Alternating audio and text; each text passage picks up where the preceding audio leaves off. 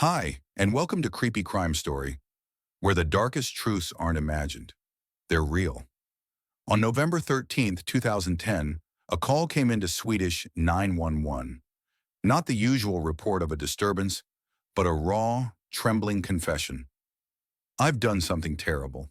There's blood everywhere. In the heart of Skara, a quiet town where crimes seem almost mythical, police rushed to a scene that would leave a stain no amount of snow could hide. What unfolded over the next several hours would not only alter the lives of everyone involved, it would challenge the very definition of what law enforcement believed a domestic crime scene could become. The address was standard, even ordinary, a modest apartment block on the edge of Skara. The kind of building where neighbors nod politely but don't get involved. Officers responding were not expecting anything unusual at first. Upon entry, responders noted the door was unlocked. No forced entry, no signs of a struggle on the threshold. It was the silence that stood out, and the heat, unusually warm. The apartment thermostat was set high, uncomfortably high for a Swedish winter. In the kitchen, the smell hit them first. Not rot, something more metallic. Beneath it, faint traces of cooked meat. Investigators would later note that the ventilation fan had been running nonstop. No one turned it off. It simply gave out sometime after midnight. Officers immediately secured the scene. Blood was visible, not pooled, traced, across the floor, up the side of the refrigerator. A stainless steel knife lay on the countertop, but it wasn't the only utensil out of place. Nearby, officers noticed a frying pan, still coated with grease, half-washed, water pooled in the sink below it. There was no sign of a struggle in the living room. Furniture remained upright, no broken glass, no signs of looting or entry. Whatever happened here didn't involve outsiders. The responding officer filed an initial summary. Scene appears domestically contained. Kitchen primary zone. Blood trace pattern inconsistent with immediate fatal blow. Possible postmortem displacement. Source of call under detainment. Awaiting crime scene unit. Outside, neighbors gathered behind taped-off barriers. No one said much, but one woman, middle-aged, coat thrown over pajamas, offered a detail that would later make its way into the file. She was nice. I saw her just yesterday. Nothing seemed wrong. At the local precinct, the man who had placed the 911 call sat quietly. He had not resisted arrest. His hands were blood-stained, but he made no attempt to clean them. A cigarette burn was visible on his forearm. Old, healing. His eyes tracked movement, but he avoided direct eye contact. When asked his name, he replied calmly. No legal representation was present at that point. As per Swedish procedure, he was held for psychiatric evaluation. That evening, the missing persons bulletin was quietly issued for Hella Christensen, age 41. Described as 5 or 6. Light brown hair, blue eyes. No history of mental illness. No prior reports of domestic conflict. Employed part-time in a local craft shop. Known to be in a relationship with the man in custody. The case was opened under a domestic homicide protocol, though, at this point, no body had been recovered. Just trace evidence. Suggestive, inconclusive. The forensic unit's full report would not be available for 48 hours. Back at the apartment, crime scene tech Nilsby began photographic documentation. He noted multiple inconsistencies. A partially disassembled vacuum cleaner. A baking tray lined with aluminum foil found inside the oven.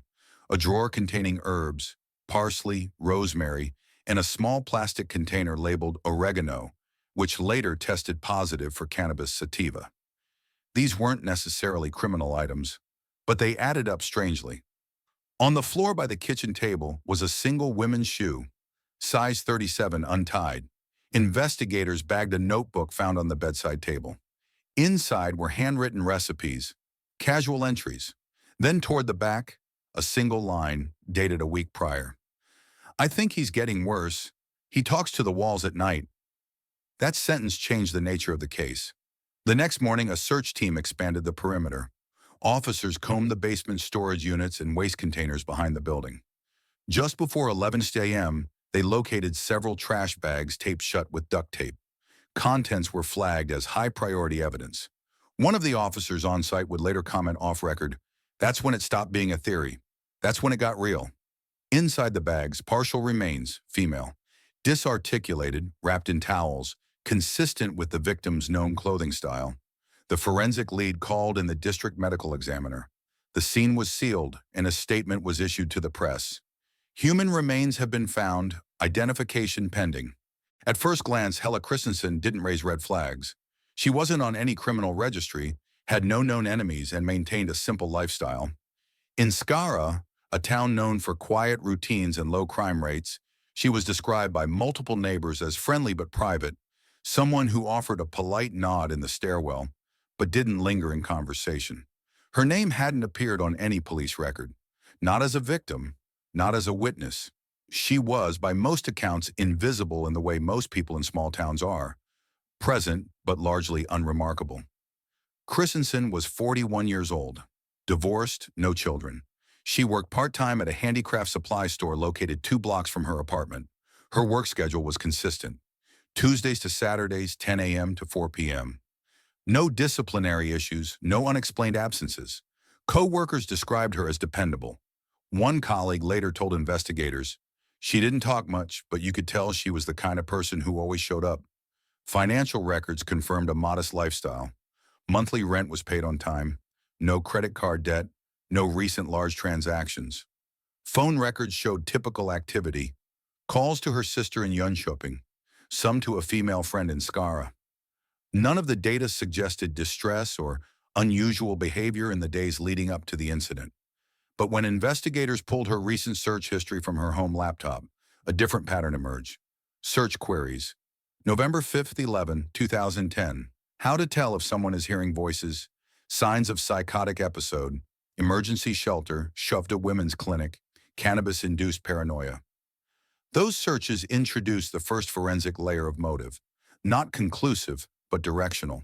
They reframed the timeline. The preliminary interviews with neighbors began within 24 hours of the crime scene being secured. Residents on the second and third floors reported hearing faint arguments in the week leading up to November 13th. No shouting, just tension. One neighbor recalled what she described as pacing in the apartment above. Another mentioned hearing something fall in the early hours of November 11th, but didn't report it. None of them remembered hearing anything the night of the incident. When officers asked who Hella usually spent time with, only one name consistently came up. A man, middle-aged, lived with her on and off over the past year. No formal rental paperwork tied him to the residence, but his clothes, toiletries, and personal items were present at the scene. Inside Christensen's bedroom closet, officers found a storage bin containing several letters, handwritten. Most appeared to be from a young girl, possibly a teenager. They were signed JL and referenced birthdays, school exams, and missing you when things get bad at home. The context wasn't fully clear. The writing style was informal. Some lines hinted at emotional strain. "Sometimes I wish it was just you and me. I'm tired of pretending we're okay." The forensic team sealed the bin for handwriting analysis and began inquiries into Christensen's extended family and relationship history. Her ex-husband had not been in contact in over 7 years. No known children. That meant the letters had to come from someone else. 2 days into the investigation, a relative of the man detained following the 911 call contacted police. She identified the letter's sender as the suspect's daughter from a previous relationship. This was the first confirmation that Christensen had taken on an informal caregiver role in the child's life. This revelation shifted the case context from a simple domestic incident to a layered dynamic involving emotional dependency, mental instability, and guardianship. Investigators reviewed family court records. No custody proceedings had been filed. No psychiatric hold orders. But one note from a 2006 caseworker described the daughter's home environment as unstable and her contact with Christensen as a positive source of stability. Christensen, according to the social services file, had once offered to provide a separate residence for the girl. It wasn't clear if that ever occurred. By day 3, media outlets in Sweden began running headlines labeling the incident a grisly domestic killing, but law enforcement avoided using that terminology publicly. No official statement had named the deceased. Identification was still pending full DNA verification. Internally, however, confirmation had been made. A small tattoo on one of the recovered limbs matched photos from Christensen's social media page. a discrete outline of a bird on her right ankle. Forensics confirmed match through partial tissue and vascular mapping. Dental records were pending, but the ME had no doubt. Forensic pathologist report noted that disarticulation occurred post-mortem. No defensive wounds on the upper limbs. Cause of death, sharp force trauma to the throat and cervical vertebrae. Estimated time of death, between 1 a.m. and 3 a.m. on November 13th. Notably, tox screening on the recovered remains indicated Christensen had ingested a moderate level of tramadol, a pain relief opiate often prescribed but also available illicitly. She had no prescription on file. This suggested she had either taken it voluntarily or been drugged prior to death. That detail elevated the case. It ruled out immediate claims of spontaneous violence. Investigators now had to consider intent and preparation. In the forensic logbook, the lead investigator added a handwritten margin note. No signs of forced entry, no calls for help, but she searched shelters. That's intent to escape. The implication was clear. The victim had seen something coming. Whether she had communicated that threat to anyone remained under review. No calls to law enforcement had been logged under her name. No reports of abuse. But the search history, the handwritten journal, and the letters from the teenage girl painted a pattern. One not unfamiliar to investigators of high-risk domestic cases. Signs noticed only in hindsight. In towns like Skara, violent deaths don't just disrupt public order, they reshape the social narrative. A woman like Hella Christensen wasn't supposed to vanish overnight. She paid her rent, she showed up to work, she didn't cause problems. That's precisely why no one expected her to become a victim. And that silence of neighbors, of systems, of early warning signs is part of what made this case so dangerous. The forensic unit re-entered the apartment in Skara at 07:12 a.m. on November 14, 2010. This was now a controlled secondary examination. The initial emergency response had secured the scene. This next phase was designed to isolate trace evidence, catalog environmental anomalies, and determine any attempt at cleanup or staged narrative. The focus wasn't the blood. That had already been documented. The focus was what didn't belong, and what did, but in the wrong place. Investigators moved through the 600-square-foot flat in grid format, room by room, surface by surface, fingertip search method. Digital scan mapping was employed to cross-reference object positions against the initial photo sequence. Forensic technician Elin Lervik led the sweep. She'd processed over 40 scenes involving domestic assault. But something about this one didn't track. The apartment was clean, too clean. The bathroom held no bloodstains, no bodily fluids, no hair in the shower drain, not a single used towel on the rack. According to Lervik's report, subject either performed extensive post-crime sanitation or never entered this area after incident. The living room was similarly sterile. Dust film on the bookshelf was undisturbed. Coffee mug on the table showed no prints. Items weren't missing, but they hadn't been touched. It was in the bedroom where the first anomaly presented. The bedsheets were stripped, mattress bare, pillowcases removed. All bedding located inside a washing machine, still damp, cycle interrupted. On top of the washing machine, a plastic jug of bleach, half empty. The control panel on the machine was smeared with what later tested positive for blood protein, but had been partially wiped. The forensic chemist logged the item and ran a latent print pull. Only one usable print was recovered, lifted from the bottom rim of the bleach container, preliminary match pending. From an evidentiary standpoint, that machine mattered. Not because of what it contained, but because of what it implied. If the suspect had panicked, the cycle would have never started. If the suspect had fully premeditated, the bedding would be gone. Instead, it sat in mid-wash. That was the mistake. Forensic attention next turned to the kitchen floor. On the linoleum near the base of the sink was a dried cluster of residue. At first glance, it resembled congealed cooking grease. Chemical analysis showed it to be a mix of lipid, sodium, and trace hemoglobin, biological origin. The residue was preserved and sent for cross-sample comparison with the recovered remains. Adjacent to the residue was a paring knife. The blade measured 6.5 inches. Serrated, commercial brand. When swabbed, it revealed two distinct DNA profiles.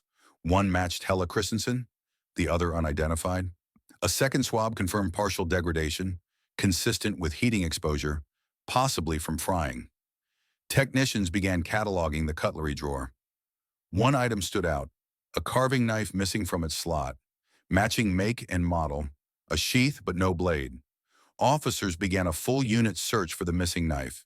It was located 90 minutes later, buried beneath the kitchen trash liner, wrapped in a damp towel. Upon recovery, the blade was intact but discolored, cleaned but not fully sterilized. Microscopic striations on the edge revealed trace bone fragments. Human. Forensic conclusion: primary weapon used for disarticulation, not for the kill. Meanwhile, analysis of the cooking surface revealed unusual findings. A stovetop burner, front left, had visible char along the outer ring. Nothing was currently cooking, but the pot beneath had remnants of slow-boiled material. Lab technicians later confirmed presence of cooked human tissue. This shifted the procedural posture of the investigation from standard domestic homicide to a forensic priority case with high psychological deviation. The district prosecutor authorized expanded evidence retention and psychiatric evaluation. Investigators reopened the refrigerator. The contents included standard groceries, but one shelf had been emptied. Beneath the crisper tray, wrapped in butcher paper, were two small parcels. Both contained what the lab would later identify as flesh from the victim's thigh and abdominal region, partially seasoned. That discovery broke internal containment. Law enforcement issued a regional case bulletin classifying the incident as a Category 1 violent homicide with elements of post-mortem mutilation and potential anthropophagy. No further details were released to the public. Parallel to the physical evidence, the digital forensic unit began mirroring the contents of Christensen's laptop and the secondary device found in the bedroom, an older model smartphone. One search result on the computer matched the paring knife's brand and included purchase logs for a similar model at a Skovda hardware store, time-stamped 9 days prior. That log connected procurement to intent. It wasn't just spontaneous rage. It involved acquisition, selection, testing, and another layer added to that. The stove's burner clock was off by 4 minutes, but its memory indicated manual use at 3:26 a.m., November 13th. That timestamp fell directly within the projected TOD, time of death window. The forensic log ended with a note from the team supervisor. Scene presents significant contradictions. Effort to clean, but not dispose. Removal of some material, but retention of others. Suggests mental disorganization rather than escape plan. That line informed the behavioral analysis that would follow in subsequent days. But what struck the lead detective most wasn't the stove. It wasn't the knife. It wasn't the half-washed sheets. It was a ceramic mug left by the windowsill, still warm when the first officers arrived. Inside, coffee. Black, stirred. Someone had killed, dismembered, and partially cooked a human being, and then sat quietly drinking coffee. That's not panic. That's something else entirely. Following the forensic escalation on November 14, 2010, investigators shifted focus from the physical scene to the subject in custody. The suspect had not yet been formally charged, pending psychological assessment and evidence consolidation.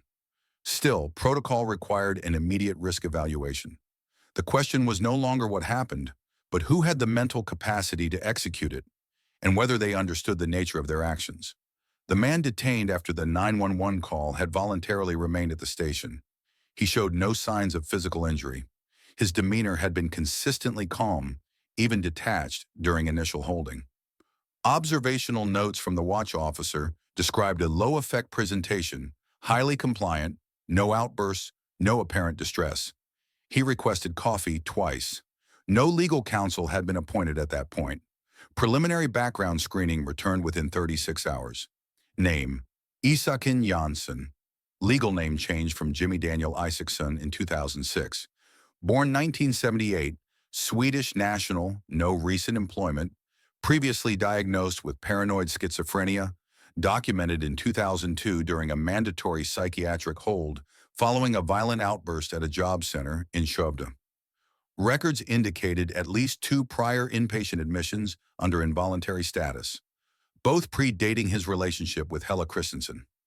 Crucially, Janssen had no active prescription or psychiatric supervision at the time of the incident. He had ceased all clinical follow-up as of early 2008. No general practitioner was listed in the National Health Registry since 2009. This gap in oversight created a substantial blind spot in the system. Behavioral analysts were brought in from Gothenburg to conduct a Level 2 psychiatric risk profile. The assessment took place over 2 sessions, one on November 15th and one on November 17th. Transcripts were sealed, but the case notes highlighted consistent themes: auditory hallucinations, delusional ideation, and persecutory belief systems. The subject claimed he had received direct instruction from non-human entities. When asked to elaborate, he mentioned a repeated phrase, "She was chosen." That statement would later be scrutinized by forensic linguists and psychological experts, not for its content, but for its pattern. "She was chosen" was not a spontaneous utterance. It had appeared before. Digital forensic review of Janssen's online activity showed he had posted variations of that phrase in comment sections on esoteric forums between 2007 and 2009. The phrase was part of a recurring theme in writings about sacrifice, spiritual purity, and non-consensual transformation. Investigators flagged the online footprint as potential evidence of ideation to action progression. A second pattern emerged from handwriting analysis. Notes found in a small black notebook inside Janssen's backpack contained fragmented writing consistent with schizophrenic structure, illogical sequence, grandiosity, intrusive religious themes. One entry read, "To pass into the next form, she must return in parts. I am only the carrier." Mental health professionals reviewing the material identified delusional psychosis with dissociative features, but the presence of symbolic ritual structure raised flags regarding fantasy-driven compulsion, rather than purely disorganized violence. At this stage, law enforcement had to consider 2 possibilities. Either the subject acted under an acute psychotic episode, rendering him legally non-culpable, or he constructed a narrative to mask deliberate behavior. The latter was harder to prove, but could not be ruled out. The subject's past relationships were investigated. Janssen had no prior domestic abuse charges, but multiple former acquaintances described escalating instability. One former roommate from Skövde filed a statement indicating Janssen exhibited erratic nocturnal behavior, obsessive cleaning, and muttering during sleep. Another acquaintance mentioned an incident in 2004 where Janssen destroyed household objects claiming they were poisoned. None of these reports led to police involvement. All were considered eccentric but nonviolent at the time. That perception changed in the context of dismemberment and post-mortem manipulation. A forensic psychiatrist on the case later wrote in their summary, "The subject does not exhibit antisocial tendencies. He does not seek dominance or power over others. What he seeks is transformation, ritualized, internal, delusional transformation." That distinction is crucial in understanding his threshold for violence. The suspect remained under psychiatric observation through the second week of the investigation. No signs of remorse were noted. No indication of awareness regarding the gravity of his actions. During the second session, he asked the attending clinician, "Has the ritual ended yet?" That question reframed the motive entirely. Meanwhile, police cross-referenced surveillance footage from local retail stores.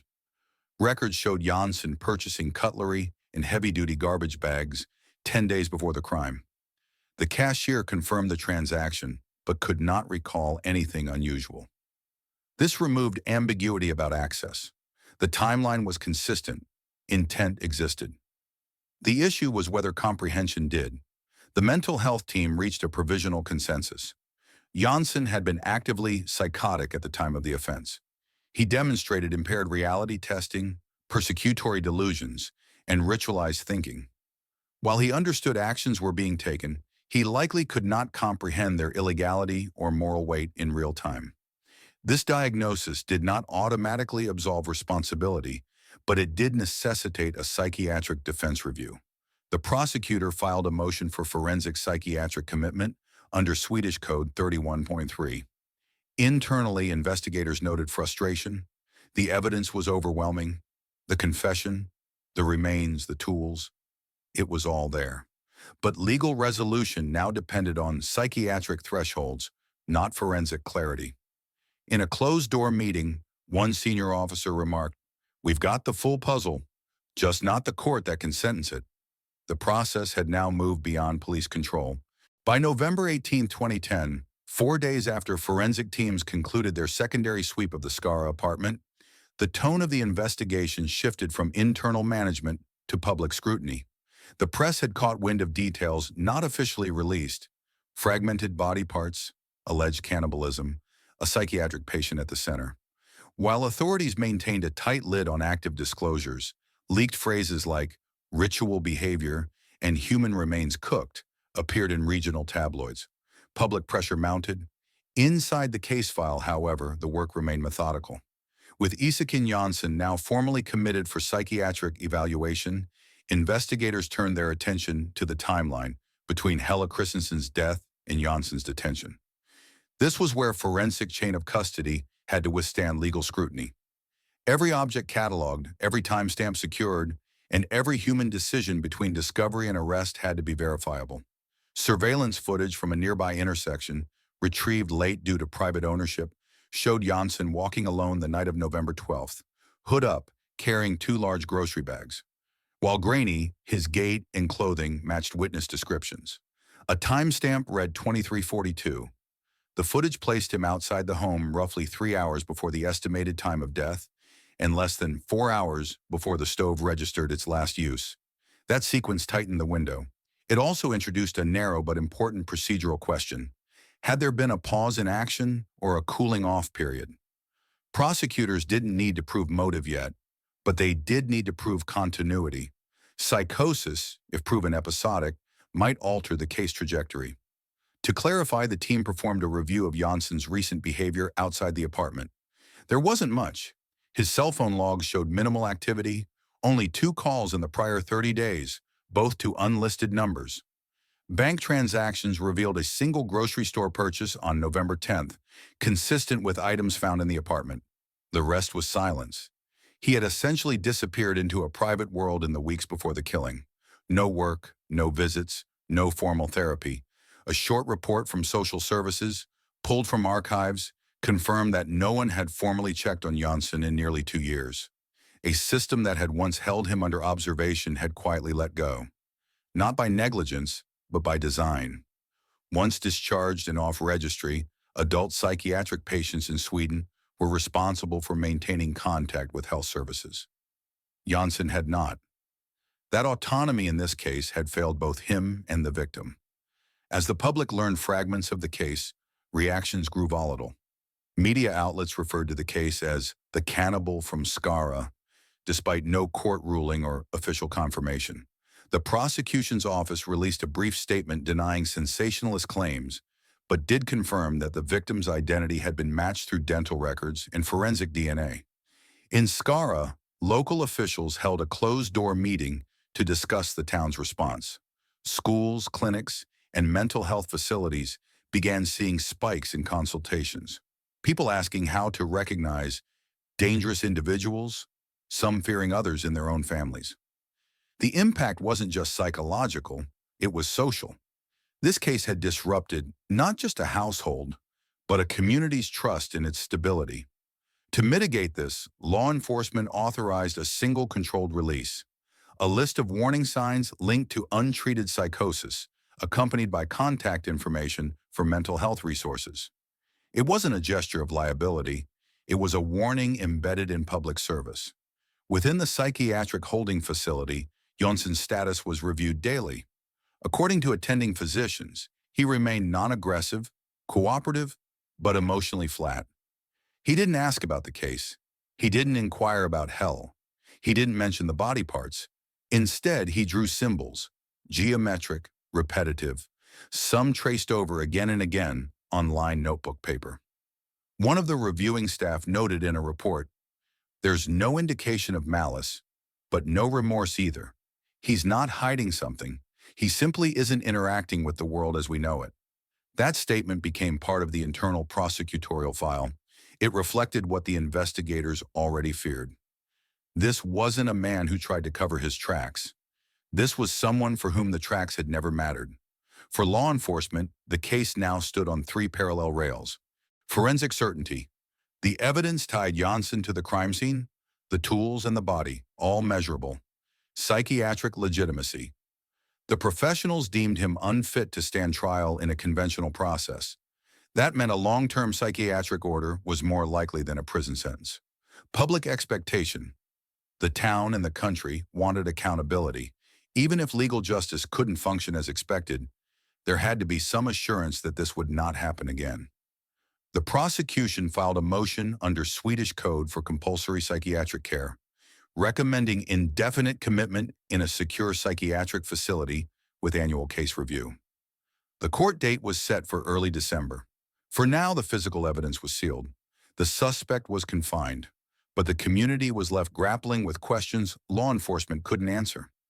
There's a line investigators walk in cases like this. Between proving what happened and explaining why it was allowed to happen. In this case, they had the former. But the latter, why no one intervened, why no one asked harder questions, why a woman who searched online for shelter was never reached. Those answers didn't exist in evidence bags. They existed in a system that, while structured, had overlooked a man spiraling inward and a woman trying quietly to escape. On November 10, 2010, just 3 days before her death, Hella Christensen walked into a public library in central Skara. She sat at a shared terminal for 26 minutes. There were no books borrowed, no interaction with staff, but her digital activity was preserved. A forensic mirror of the library's usage log confirmed her user ID. In that session, she opened 4 websites. One was a directory for local women's shelters. Another offered information on legal protections for cohabiting partners. The last 2 were bus schedules, routes from Skara to Gothenburg, departing early morning. No messages were sent, no printouts requested, but the action was deliberate. She was looking for a way out. This data came late in the investigation, retrieved after analysts expanded the scope of Hella's online trail beyond her personal devices. It reframed her death, not as random, not as a passive outcome, but as the endpoint of someone trying, quietly, precisely, to exit a dangerous situation. Back at the apartment, evidence control had flagged a small notebook overlooked during the initial sweep. It was wedged behind the bedroom dresser, half covered in dust. The notebook contained general to-do lists and occasional personal entries. One entry stood out. Dated November 6th. He hasn't slept in 2 nights. Keeps watching the hallway. I don't know who he thinks is coming. I need to figure out how to leave without setting him off. The handwriting matched other documents known to be Hell's. The sentence was not expressive. It was measured like someone managing a crisis, not panicking through it. For the lead investigator, this was a key point of departure. The forensic work, blood analysis, blade matches, timestamps, had already secured the structural case. But what this line offered was context. It confirmed that Hella had been aware, that she had assessed the risk, that she had weighed her options, and critically, that she never reached anyone in time. The investigation team then reviewed one other piece of digital residue, text messages deleted from Hella's phone prior to her death. A forensic recovery showed she had sent a message to a friend on November 8th. The content was short. Thinking of making a change. Will explain soon. The recipient had not responded. She later told police she hadn't understood the urgency. It read like a life update, not a warning. That's often the failure point in these cases. Not the lack of red flags, but the lack of interpretation. Threats don't always present as shouting matches or bruises. Sometimes they surface as subtleties. A late-night search, an ambiguous message, a note behind a dresser, and by the time clarity comes, the window has closed. Police also traced Hell's attempt to schedule a meeting with a support counselor. Phone records confirmed she had placed a call to a domestic outreach hotline on November 9th mid-afternoon. The call lasted under 2 minutes. No formal intake was recorded. Investigators believed the call may have been cut short. Whether by hesitation or interruption, they couldn't confirm. But it added to the growing pattern. She reached, but the connection was never made. This entire pattern, search, note, call, silence, is what domestic violence experts call the pre-leaving phase. Statistically, it's the most dangerous period for victims in controlling or volatile relationships. It's also the phase where intervention is most time-sensitive and most likely to fail without direct contact. Hella was inside that window. She knew it. She acted. But the systems in place didn't reach her fast enough. When authorities briefed Hella's extended family, the response was uniform. Shock, then guilt. They had seen her weeks prior. She had smiled, participated in casual conversation. No one suspected anything was wrong. In reality, Hella had made the decision to leave. She just hadn't made it far enough. There's a term used by advocates, silent exit. It refers to individuals who prepare to leave abusive or unstable environments without confrontation or announcement. For safety, for control, for survival. But the term also masks a grim reality. The silence doesn't always lead to safety. Sometimes it ends in a crime scene. Sometimes it never even makes it past the front door. The court documents did not include the notebook, nor the deleted message. Not because they weren't relevant, but because by legal standards, they were seen as peripheral. The evidence required to secure psychiatric confinement had already been established. But investigators kept those details in the report summary for completeness, for truth. Because the story wasn't just about a suspect spiraling into untreated psychosis. It was also about a woman who had planned her departure, who had seen the signs, who had acted, and who still didn't make it out. On December 2nd, 2010, in a secure courtroom in Gothenburg, the case of the state versus Ezekiel Jansson moved into its final procedural phase. There would be no jury, no televised trial. This was a closed psychiatric hearing under Swedish Code Section 31.3, a statute governing individuals deemed incapable of criminal responsibility due to severe mental illness. The outcome would not be a sentence, but a commitment. Still, every fact had to hold. The hearing lasted less than 4 hours. The prosecution opened with a comprehensive timeline of the crime, forensic evidence from the apartment, toxicology reports, dismemberment sequence, post-mortem cooking, and concealment behaviors. The physical findings were indisputable. Jansson's DNA was on the murder weapon. Hella Christensen's remains were found in the refrigerator, freezer, and trash. The blood transfer patterns matched the suspect's clothing. No other person had entered the apartment between the time of death and the police response. The defense did not dispute the facts. Instead, they focused entirely on psychiatric evaluations. 3 independent reports, including one commissioned by the court, concluded that Jansson had been experiencing active paranoid schizophrenia at the time of the homicide. All 3 specialists found that he lacked the capacity to understand the legal or moral implications of his actions during the window of the offense. He had not tried to flee. He had not concealed the crime in a traditional sense. He called emergency services. He waited at the scene. The attending psychiatrist from the forensic unit emphasized a key distinction. Jansson's conduct was not criminally manipulative. It was psychotically ritualistic. The dismemberment was not motivated by malice or evasion. It was symbolic, part of a fragmented belief system untethered from reality. The behavior fell within the threshold of what Swedish forensic psychiatry identifies as severe dissociative delusional processing. In the summary statement, the lead psychiatrist testified, "This individual does not recognize his actions as violent. He refers to them as a necessary transformation. He is not malingering. He is deeply unwell." That line solidified the court's position. The judge issued a ruling within the hour. Ezekiel Jansson was to be placed under indefinite compulsory psychiatric care at a Class 1 secure facility. Review for potential supervised transition would occur annually based on clinical assessment. No timeline was specified for release. In practice, such confinement could last for decades, sometimes life. The ruling ensured public safety, but for Hella's surviving family, it didn't feel like resolution.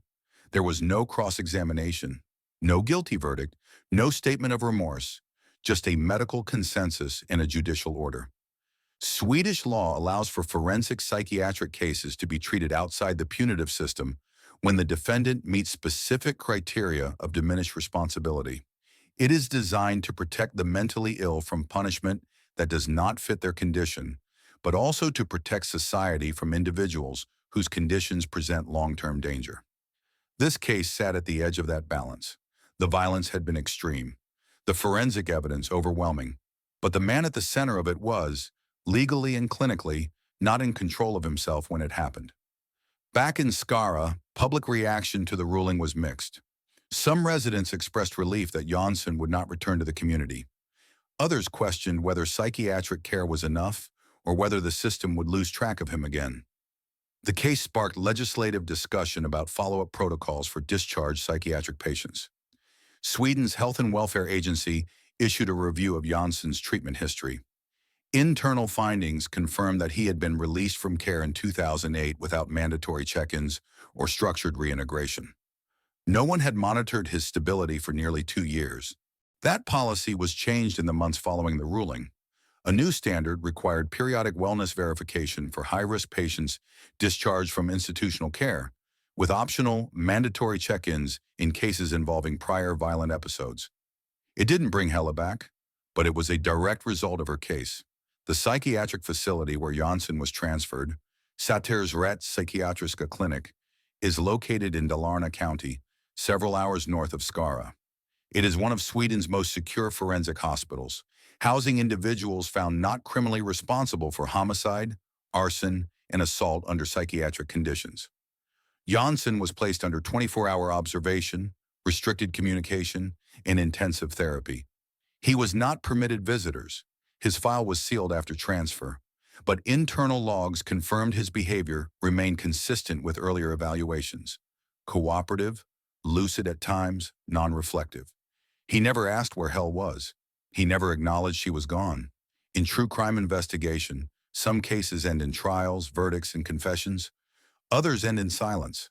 This one ended in a sealed room, behind psychiatric doors where no resolution could be publicly witnessed. But the system did respond. It adjusted, it acknowledged failure, and in doing so prevented repetition. That's not justice in the traditional sense, but it's what was available. By the time the psychiatric ruling was handed down, the public had already begun to lose interest. But for those involved in the investigation of Isaken Jansson, the man who killed, beheaded, and cannibalized his girlfriend Hella Christensen, the conclusion was only the beginning of a larger reckoning. In a quiet chamber of the court, it was decided. Jansson would not stand trial as a criminal. He would be committed indefinitely to a secure psychiatric facility. The man responsible for one of the most grotesque crimes in Swedish history was found legally insane. To most, that verdict sounded like closure. But those who followed the details, the missed warnings, the procedural blind spots, the dismissed threats, understood the disturbing implications. This crime could have been prevented. In the months following the trial, a special joint committee between law enforcement and psychiatric oversight was formed to assess the institutional handling of Jansson prior to the crime. Internal documents revealed he had been diagnosed years earlier with paranoid schizophrenia. He had threatened others. He had a history of violent outbursts while in previous psychiatric care. And yet he had been released into the community under minimal supervision, deemed manageable with medication and check-ins. That system failed fatally. Digital forensic records confirmed that Jansson had been active in online forums discussing violent fantasies, some involving cannibalism, weeks before the murder. No red flags had been raised. Search warrants of his devices revealed chilling search histories, methods for killing, decapitation, consumption of human flesh. Many bookmarked. Hell never saw those screens. She trusted him. That trust cost her life. Her remains, what was left of them, were discovered in the very apartment they once shared, wrapped in plastic, hidden behind an array of furniture he had moved methodically to mask the smell. The autopsy had confirmed what the crime scene photos already made clear. The attack was deliberate, sadistic, and post-mortem desecration was extensive. It wasn't a spontaneous act of insanity, it was rehearsed. Isaken Jansson became known in Sweden as the Skara cannibal. But behind that tabloid headline was a daughter, Jamie Lee, only 9 years old at the time of the murder. For years, she was protected from the full scope of her father's crimes. But silence is brittle. When she turned 21, she made the decision to speak, to take back her story. In an interview aired by Swedish national broadcaster SVT in 2025, Jamie Lee broke years of public silence. She didn't seek pity, nor did she attempt to rewrite her father's legacy. What she offered was sobering honesty. He was my dad, and he killed someone. I have to live with both of those truths. She spoke plainly about the years of isolation, the burden of her last name, the social workers who never explained why her school friends weren't allowed over. She spoke of rage and later, acceptance, not of what happened, but of the fact that she could not undo it. That interview sparked a new wave of public discourse, not about the crime itself, but about what happens afterward. Survivors, not just victims' families, but families of perpetrators, live in long shadows. They receive few resources and even fewer protections. The Jamie Lee Fund, a small but meaningful initiative established by victim support advocates, began as a result of her testimony. Its goal is simple: offer counseling and educational support to children and relatives impacted by violent crimes committed by a family member. Meanwhile, the psychiatric community faced its own internal reckoning. Janssen's case is now used in professional training programs as a case study in mismanaged risk. New guidelines, introduced under what was unofficially termed the Janssen reforms, emphasized more rigorous reevaluation processes, mandatory digital monitoring under court order for released patients with violent indicators, and stricter housing policies that prohibit pairing patients with partners in non-monitored apartments. Back at the investigative level, the National Forensic Center revised its protocols. In the Skara case, initial scene contamination had led to delayed verification of evidence. Blood samples had been smeared during early movement of furniture, resulting in prolonged DNA confirmation. These missteps were minor compared to the gravity of the crime, but still led to renewed training requirements across first response teams. The final file on the case was closed in early 2025. The lead investigator, in an internal memo, summed up what many had quietly acknowledged. This wasn't a crime of passion, it was a crime of pathology, enabled by apathy. And yet, even with every reform, every televised apology from mental health agencies, the reality remains. No policy brings Hele back. No technical report revives the dignity stripped from her in those final moments. But what can be done, what must be done, is to ensure no one falls through the same cracks again. There are crimes that shock, there are crimes that devastate, and then there are crimes that reveal how easily systems designed to protect can look the other way. This case was never just about a man with a knife. It was about the silence before the scream, the reports not read, the signs dismissed. The story ends in a courtroom, but the warning it carries must echo far beyond it. What happened to Helle wasn't just the failure of one man. It was the collapse of every warning system around her. And if you've stayed with me until the end of this story, I hope you take this to heart. No one should ever assume safety in silence. I've seen how ignoring red flags, brushing off threats, and waiting for the right moment can cost lives. Trust your instincts, speak up, check in on others. And if you've ever felt alone or unseen, please know your story matters, and it's never too late to ask for help. Now I want to hear from you. What stood out to you most about this case? Do you believe the system has truly changed? Or is this just the beginning of more conversations we need to have? If this story moved you or made you think, drop a comment and tell me where you're watching from. And if it didn't connect with you, let me know why. Your voice matters. If you found this video meaningful, please subscribe to the channel so you don't miss the next story that could change the way we see justice, safety, and the human cost of silence.